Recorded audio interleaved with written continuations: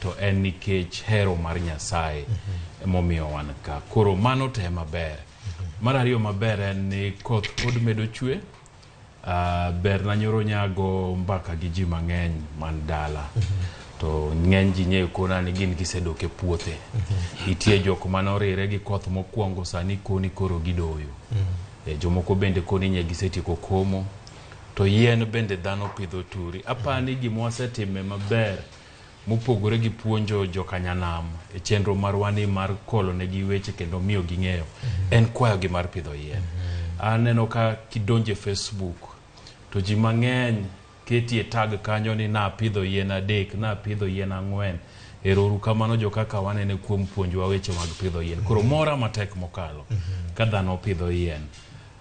Manyoko timore na maber VOJ gin weche ariyo. Mokwongo notimore e Senate.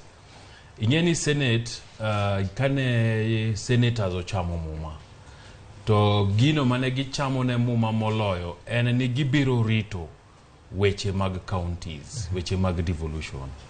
To kanyo ochopo chieng' tich ang'wen migo kura e Division of Revenue Bill ma en bill ma pogo pesa ma serikal maduong' nigo to gi mama kaontis dhi yudo. To nitiere Senetas 22 mag Kenya Kwanza to gi moko mag Azimio manyogo kura ni kaontis onego mi pesa mana masiling bilion 350 gi wiye. To bill no nye wacho nonego bedie ni kaontis imiyo pesa moingo bilion 400. Mano ng'isi ni nitiere kaka Senetas moko gine od bura mar Senate to muma mane gichamo ni gibiro protect and defend devolution cha ne gichako gigwe oko. Koro pachgi akiani ni kanye, ting' magimiyo kaontis akiani ni kanye, mane kuma kwae ni sani koro maandamano dhiye ka seneta ni nogo kura ni kaonti ni ok biyudo pesa ma kaonti dwaro no. Tukanye makoro maandamano bedie.